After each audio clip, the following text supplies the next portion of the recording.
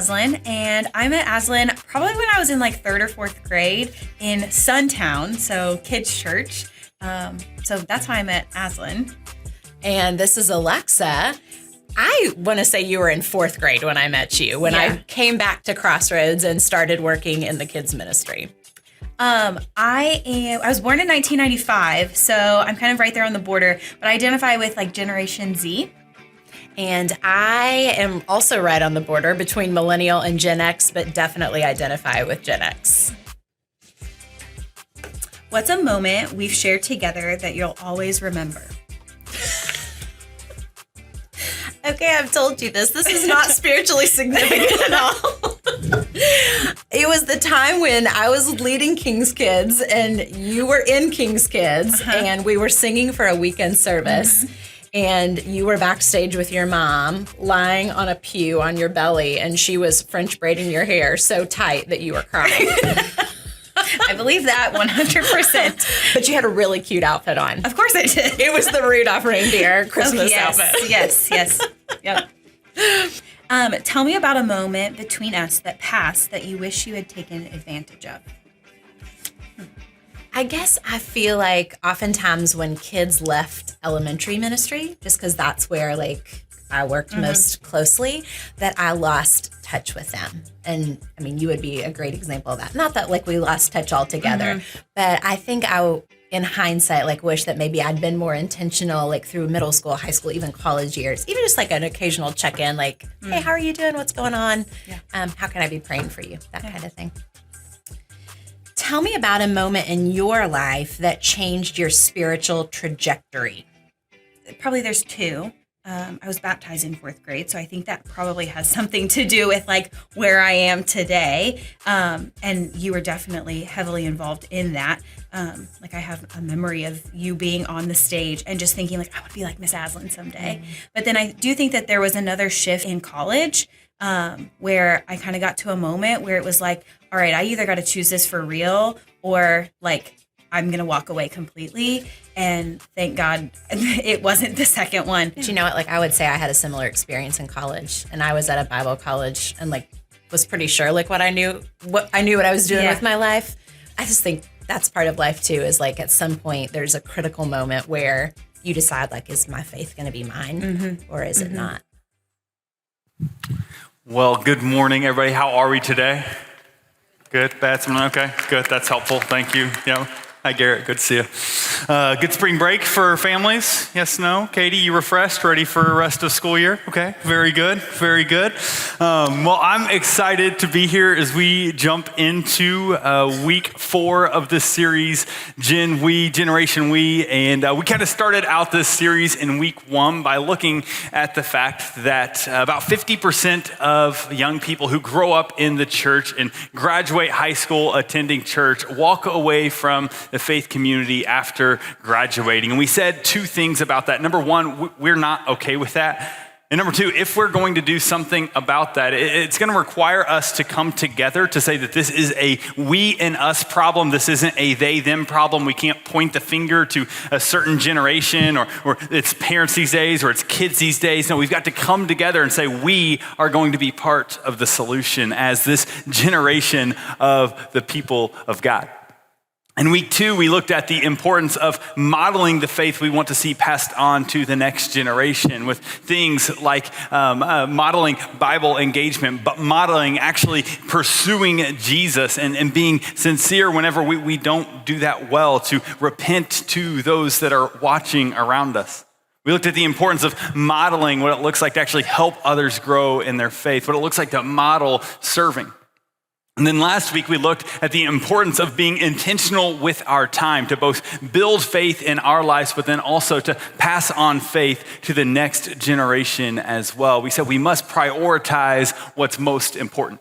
And today we're going to talk a little bit about the power of moments. We're going to talk about how moments have the power to change people and to change people's lives. It's kind of crazy to think about how one chance encounter or one decision or one little thing can lead to a moment that changes either a life or a relationship. And oftentimes these things seem like they come out of nowhere.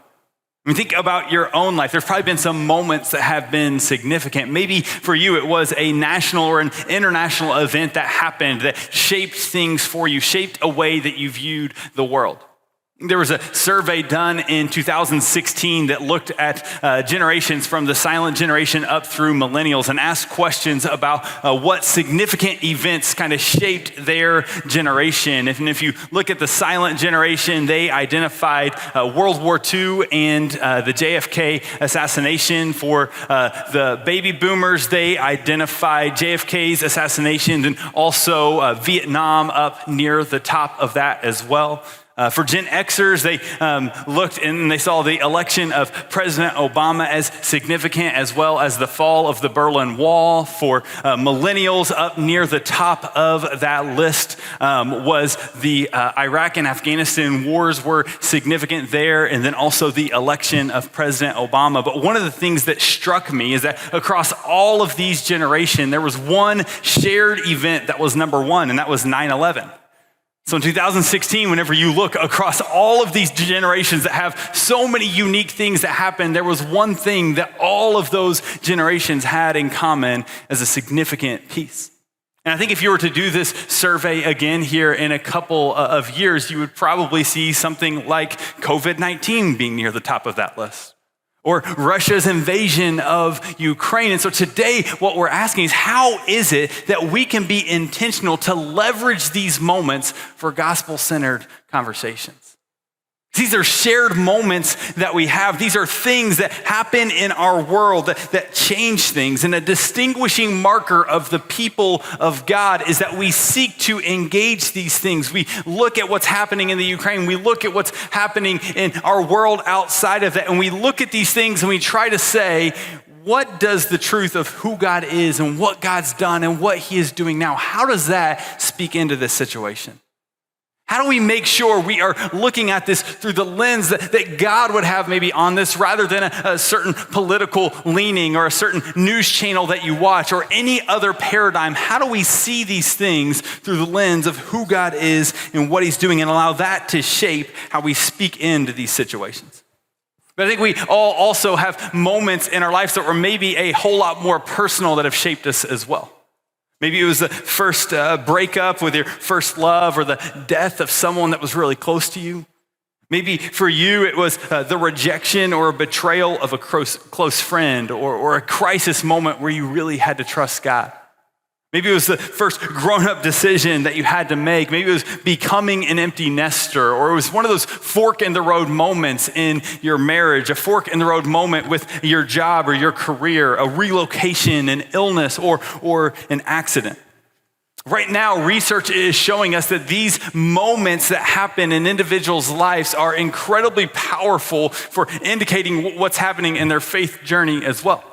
In fact, we're seeing that across all generations, whenever moments like these happen, more and more people are walking away from the church, or walking away from seeing a community of faith as being vital in their lives.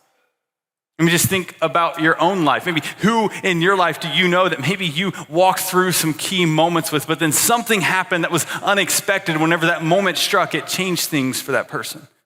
Maybe it's someone that you used to sit next to that now no longer sees being a part of a faith community as being really all that important at all for their life or for their journey. One thing that these moments should do is actually draw us together, allow us to see that we need one another as we walk through these. Maybe that's even your story, that there was a moment like that happened that led to you maybe walking a different direction for a season. But there are also more maybe like mundane, everyday moments that can shape lives as well. It can be as simple as a breakfast moment where you're sitting there and a child says, oh man, I forgot to do my homework. And the way that you choose to respond there may impact that kid more than you realize. It could be meeting a new person on the street and choosing to treat them with dignity. It could be a moment at work where you make the decision to do something that's honest, when maybe cutting a corner would be advantageous for you. It would actually be better for you in your career. Or maybe it could be the other direction. It's a moment at work where you choose to compromise when you know you shouldn't. These moments have the power to shape us.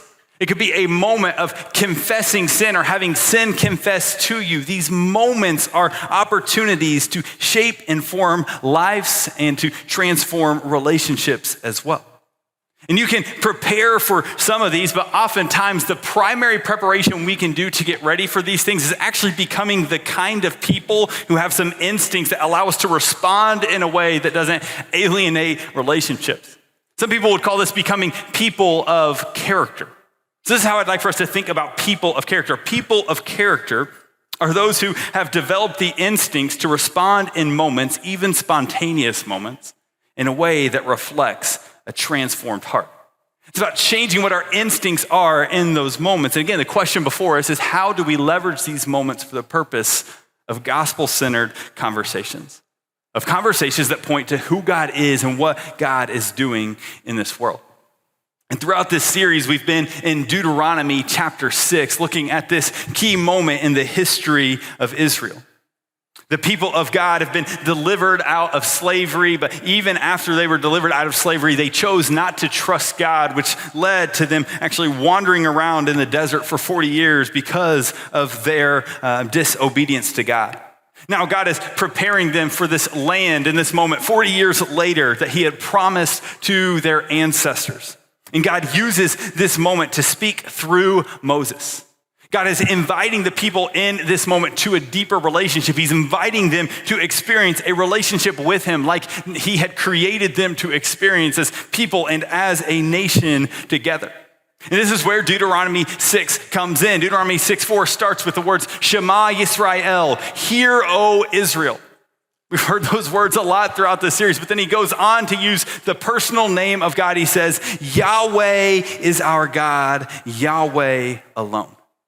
Now, why is it that it's important that God says this to Israel in this moment? We see the Israelites have been on this journey over the last 40 years where they've been wandering around together in the wilderness. They've been wandering together, and this is sort of like summer camp in some ways. By that, I mean that like it's this moment where you're in a place with a bunch of people that at least have a shared story of like, hey, this is what we're trying to do. You still have some people that are maybe off doing their own thing or whatever, but it's sort of like summer camp in that you're all together on the same journey, but it's a lot not like summer camp in that like rather than being really fun, it was really miserable for them the whole time, and there was even less food variety, so it's kind of like summer camp, but kind of not. But it's important that he says Yahweh is our God, Yahweh alone, because they've been wandering around with a group of people that have it as part of their story that Yahweh is the one and only God, but they're getting ready to go into a land and they're going to spread out in this land. They're no longer going to be wandering together. And in this land, as they spread out, they are going to be going into these places where there are people who don't believe that Yahweh alone is God. So as they get ready to go out here, God is speaking to his people in this moment to prepare them to reflect on who God is, his character, and what the character of God's people should look like. Now, we should be familiar with this passage by now, but we're going to go ahead and start in Deuteronomy chapter 6, starting in verse 4. Moses says this to the people. Hear, O Israel, the Lord our God, the Lord is one. Love the Lord your God with all your heart and with all your soul and with all your strength. These commandments I give you today are to be on your hearts. Impress them on your children. Talk about them when you sit at home and when you walk along the road, when you lie down and when you get up. Tie them as a symbol on your hands and bind them on your foreheads. Write them on the door frames of your houses and on your gates. And he goes on to say this in verse 10. It says, when the Lord your God brings you into the land he swore to your fathers, to Abraham, Isaac, and Jacob, to give you a land with large and flourishing cities that you did not build, houses with all kinds of good things that you did not provide, wells that you did not dig, and vineyards and olive groves that you did not plant. Then when you eat and are satisfied, be careful that you do not forget the Lord, who brought you out of Egypt, out of the land of slavery. Moses highlights here what God has done and is doing for his people. They're about to go into this land that God had promised them, but it's a land that they have not earned. So who is God and what is God doing in this moment? God is stressing his graciousness towards people. That's part of his character. God isn't giving them this land because they deserve it, but he's giving it to them because he's gracious and he's faithful to this promise he made generations before. And Moses goes on to tell the people this. He says, be careful and do not forget the Lord. And this is a word for each of us as well. Do not forget. If we're going to be a people who pass on faith from one generation to the next, we must not forget the story of what God's done. God has brought our church through seasons that have been incredibly challenging. God has brought us through seasons that tested where we were going to place our faith and our trust, and yet God has shown him faithful in each of these. God has drawn us as a church body to choose to trust in Jesus, to trust in his word, to trust that God is going to continue to be faithful. If we're going to be a people that pass this on to the next generation, we must remember God and his provision. If we don't, we're going to be a people like the Israelites who choose to just wander about. This is true for us as individuals. Whenever we forget who God is and what God has done, we wander. It's true for us as a congregation. If we forget who God is and what he's done, we are going to wander. If we're going to remember, this is vital for us. Again, if we are going to pass this on to the next generation, we must tell the stories of God's provision. Moses then uses this moment to develop character in his people, or to point them towards the character they are to develop. If you look in verses 13 through 19, Moses instructs them to fear the Lord. He instructs them to live like the people of God, do what is good and right in the Lord's sight. God created a moral structure for his people then and for us to live within. And when we live in this, we experience the goodness of God's design. The people of Israel were to live within this design, and so are you and I. This is Moses using this moment to point to God's character and how to develop godly character. Doing what is right, reflecting God's character is what we're called to here. Living within God's design. And here is the deal. Whenever we live according to God's design, it leads to people around us asking questions. And that's exactly where the passage goes. If you go then to verse 20. It says, in the future, when your son asks you, what is the meaning of the stipulations, decrees, and laws the Lord our God has commanded you? Tell him, we were slaves of Pharaoh in Egypt, but the Lord brought us out of Egypt with a mighty hand. Before our eyes, the Lord sent signs and wonders, great and terrible, on Egypt and Pharaoh and his whole household. But he brought us out from there to bring us in and give us the land he promised on oath to our ancestors. The Lord commanded us to obey all these decrees and to fear the Lord our God so that we might always prosper and be kept alive, as is the case today. And if we are careful to obey all this law before the Lord our God, as he has commanded us, that will be our righteousness. So what decisions do you make and why do you make them? What is the reason for the choices you make in your life? Whenever your life is lived in such a way that people ask these questions, we provide a moment to point to who God is and what he's done. That's what God is instructing these people to do in this moment. This was God's design for his people all along, and it's God's design for you and I now. Whenever we do this, we have the power to capture and leverage these opportunities in the course of everyday life for the purpose of conversations that point to who God is and what he's doing. So what does this look like? Well, again, I think this comes by us seeking to be the kind of people who can have these type of conversations. Maybe even before we get there, I think a question to ask is, do you know God's story and how God's story has maybe intervened with your story well enough to share that with someone when they ask a question? If not, I don't want you to feel ashamed about that. Rather, I want to encourage you to take some moments this week to press in with the Lord and reflect on that. Take some time. There's no perfect answer here, but take some time to reflect on your own life and think about the ways that God has intervened in your life. Maybe he was rescuing you from a sin you couldn't get out of on your own. Maybe it was a season where God provided in a way you couldn't believe. Maybe it's a moment in your life where God came alongside you in a season of suffering that could have led you to go anyway, but because God was there, he carried you and sustained you through. Reflect on the ways that God has been at work in your life and rehearse those stories in your mind so you're ready to repeat those stories to the next generation. Reflect on how God's story has transformed your own story.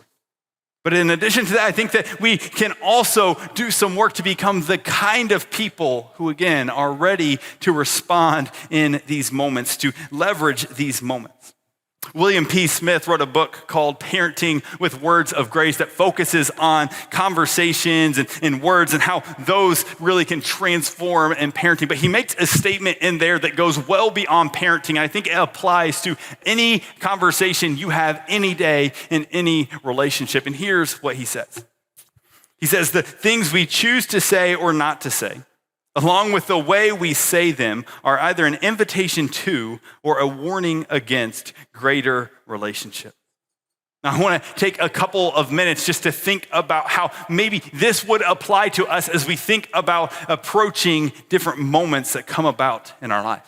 How is it that we can choose to use these moments, planned or not, to lead to greater relationship with others? I think it starts with us choosing a posture that prepares us for this. I remember whenever I was in high school, there was a moment where a key mentor in my life had a significant moral failure in his life that was devastating for me and a group of students.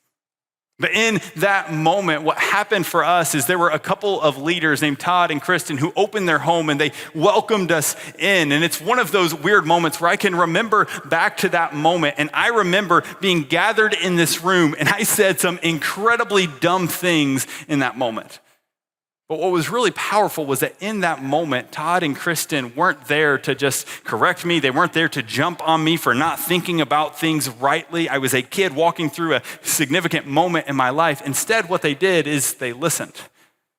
What they did was let us know that they were going to continue to be there. They took a posture of grace towards me in a season where I was really angry and confused.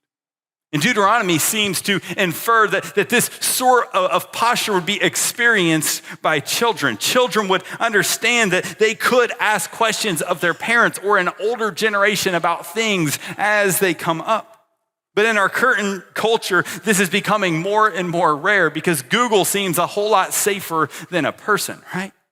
It seems like you can just go and ask Google anything, and that's what young people are doing increasingly in our world. Rather than coming and talking to you, they're just running to Google because Google's not going to judge them. They don't have to fear rejection in that moment. But if we're going to be a people that capture these moments, we must have a posture where people can come to us without fear of rejection, without fear of judgment. Similarly, I think that there are conversations that we can begin to prepare ourselves to engage with. Now, there's a really scary number out there that I'm just going to throw out there. Right now, the average age for porn exposure for a boy is 9 years old. And that stat is about 4 or 5 years old, so I'm guessing that's becoming increasingly younger in our world, especially with the way that devices are everywhere. Why do I mention that here? Because we have got to be a people that are prepared to have that conversation. That if and when this were to happen with a child in your life, that they could see you as a safe person to come and talk to in that moment without fearing judgment and rejection because of this moment that has happened in their life. We've got to be a people that are ready for this, that see these conversations as an opportunity to give an invitation to deeper relationship rather than a warning against deeper relationship. And why that word warning? Because I think you've probably been there before. You've had a conversation with someone that you bring something to them, you're really vulnerable with them, and yet they respond in such a way that sets off this red flag in your mind where you know, I can't go back and talk to them about something again. We don't want to be a people that are like that for our peers or for the next generation. We want to be a people who approach these things with a posture of grace and a posture of humility. We've got to prepare ourselves for those conversations. We've got to prepare ourselves for conversations with our kids around God's design for their bodies and for sex. Those conversations are happening earlier and earlier in our schools, on sports teams, in any number of other environments. We must begin to posture ourselves in a way where kids understand they can come and speak to us. They can come and speak with us in these moments.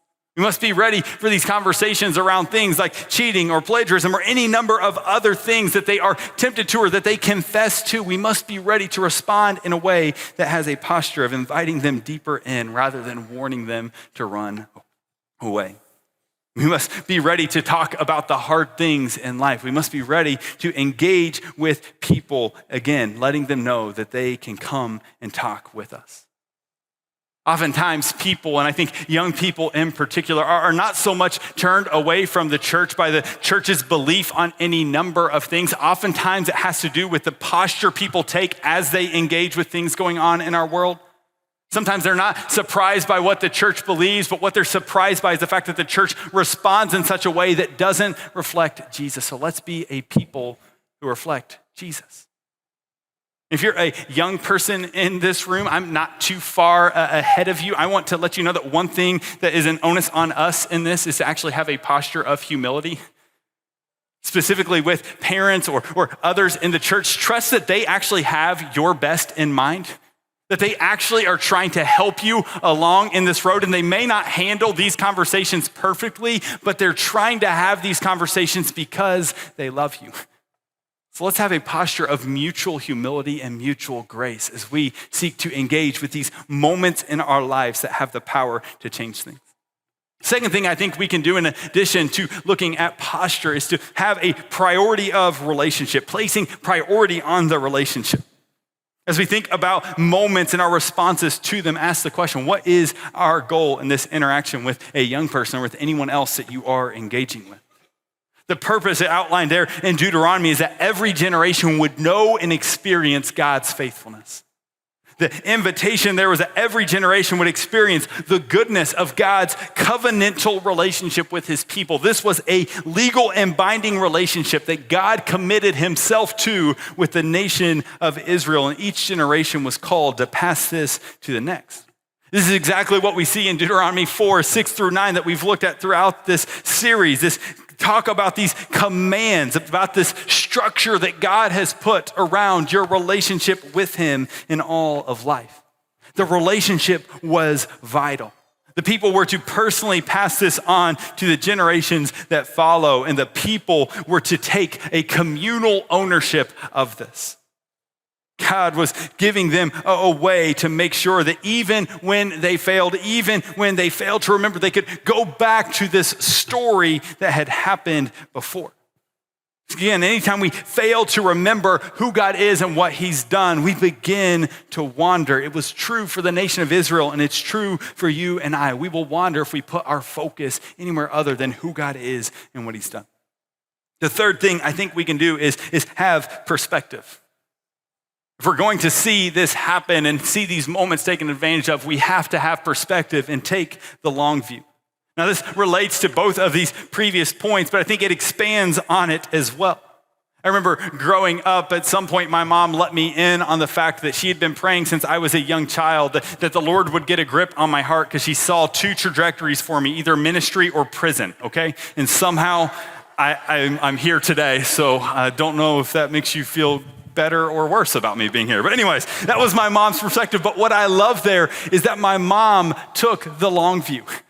She was looking way down the road, not at that frustrating moment with the kid that wouldn't shut up and didn't know what an inside voice was, okay? My mom was not looking at all of or she was looking at all the challenges, but she didn't see that as things that had to define the rest of my life. The amazing thing that I think we see with God's interactions with the people of Israel is that they continued to wander, and yet God continued to see the long view with his people.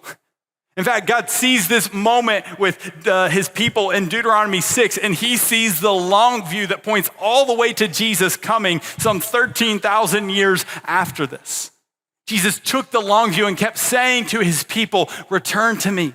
I will receive you back if you will turn to me." Take the long view like God took the long view with his people.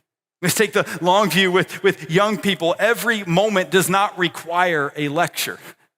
In fact, there are many moments that capitalizing on them will look like us just asking intentional questions. Recognizing that shaping and forming, while there are key moments, takes time. We've got to take the long view with this. Take the posture of Jesus of always being willing to receive and embrace, always be a safe one that they can engage in conversation. Place priority on relationships, not getting your child to some level of perfection in your preferred timeline. Take the long view and keep perspective there. When you do, you will see that these moments come that can be transformational both for you and for people to see an invitation to Jesus. It isn't always perfect. In fact, it's usually really messy. If you have young people in your life that you are pouring into, I want to go ahead and maybe tell you something that I hope will help you down the road. One of the most important things you may do in your life with a young person is simply not freak out whenever they say something that surprises you. Whenever they say something that they're ashamed of, whenever they say something about a struggle that they have or a question that they have that's just an honest question. If you can control your face in that moment, it may go a really long way in allowing them to see you as a safe person that they can come back to. Oftentimes, passing on faith to people isn't a very efficient process. We like to make sure we make the most of everything going on, but sometimes it requires us to be quiet and simply listen. Sometimes it requires us to take the time to continue to press in, to seek to understand in greater ways.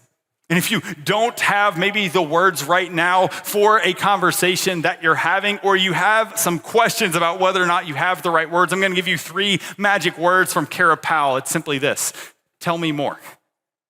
Kara Powell leads the Fuller Youth Institute, which leads the growing young cohort that we're walking through. And one of the things that she talks a lot about is how young people, whenever they're asking questions, a lot of times they're just seeing if someone will listen to them.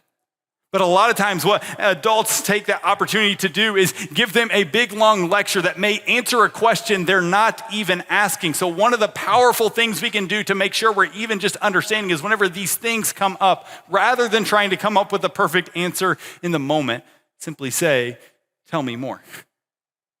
Open the door for more conversation. You gain a ton by just continuing that conversation. And if and when you take advantage of these moments, I think you'll see that they end up becoming really meaningful for young people. They become memorable because they begin to see that there are people in their life who love Jesus and who love them, who are willing to receive them and receive their questions. So anticipate these things, prepare for them, see them coming, but be patient with them as well. You know, as I was reflecting on this last Friday or whatever, just thinking through this passage and thinking about this idea of taking advantage of moments, a story came to my mind from the life of Jesus from John chapter 8. And it's this moment where there's this woman who's caught in the act of adultery, which is a really big deal, right? And this woman is taken by a crowd of men, by some religious leaders, and she's thrown on the feet at Jesus' feet, and these people ask Jesus, well, the law says this woman should be stoned. What do you say? And in this pressure-packed moment, Jesus simply kneels down. He begins to write in the dust. Jesus goes on to say, he who is without sin cast the first stone. And in that moment, some stones start to fall. People start to walk away. And Jesus, still kneeling by this woman, taking a surprising posture, says to her, where are your accusers? And says, I don't know. And in this moment, whenever she says that, Jesus says, neither do I condemn you. Go and sin no more. And in this moment, I think that there were probably some disciples, probably maybe some lingering crowd members that hear some of this exchange. And I'll tell you this, there wasn't a single person that heard Jesus say this that was surprised when Jesus said, go and sin no more. Jesus was a religious leader, okay? He was a Bible teacher. They're not sinned by Jesus, or not surprised by Jesus saying, go and sin no more. What would have been shocking both for this woman and anyone listening to this interaction is that Jesus said, neither do I condemn you. Neither do I condemn you. You got me thinking, how can we be a people who, in our interaction with people, we take a posture where we hold on to that truth piece, that is vital, but we hold on to that grace piece and we surprise the world with a posture that is safe to be responded to, that's safe to approach with our mess, that's safe to approach with things that are empty or things that seem like they're just worthless. And the thing I want us to see is that Jesus' posture with this woman is Jesus' posture with you and I as well. So if you're in this room right now and you're thinking back to moments in your life that seemed significant that you think you blew, I want you to know that Jesus isn't looking at you saying, how dare you blow that moment? Instead, he's looking at you saying, hey, neither do I condemn you. I'm here for you as well. And if you're here today and maybe someone blew a moment with you that has led to you running all kinds of directions in your life, I want you to know that Jesus is here looking at you saying, neither do I condemn you. He's inviting us into deeper relationship. So regardless of where we are, let's be a people who reflect that kind of posture with a watching world around us. Let's pray together. Father, I thank you so much for being a God who loves us and cares for us. A God who's taken the long view with these fickle human beings in this room and throughout history.